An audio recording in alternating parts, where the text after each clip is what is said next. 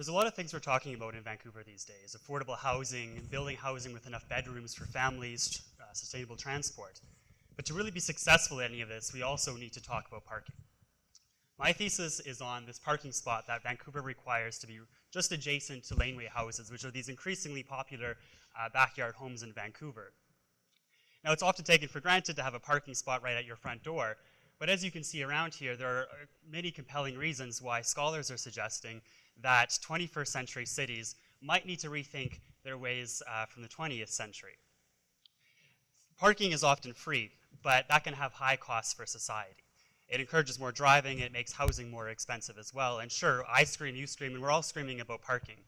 But the reality is that there's too much of it in all the wrong places, amidst a debilitating land crunch.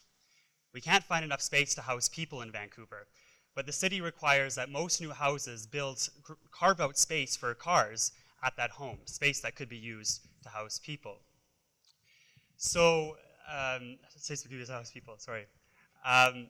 But the irony of this, of course, is that a lot of the times the space isn't actually used for cars anyway. People will play basketball in their driveways or use their garages most of the time, in fact, to fill it up with stuff. And that parking ends up sitting empty anyway. So what I've done is send out a survey to 1/3 of Vancouver's laneway houses to ask questions along these lines, to understand what residents' habits, needs, and wants are around parking. And I'm hoping that my findings are going to be able to reveal what good or what harm parking requirements have brought about in the city of Vancouver. It has nothing to do about being against parking, but it's about the overwhelming consensus among scholars that these static parking requirements have been the wrong tool to manage parking in our cities. But good policy isn't always good politics. So there's a lot more that we need to learn about how cities can break free from this habit, this dependency on a really simple and easy, but actually wasteful tool to manage parking. So my goal in my research is to break down the barriers and the disconnect between the idealistic academics who are prescribing parking policy, the planners who are regulating parking, and the politicians who are facing re-election.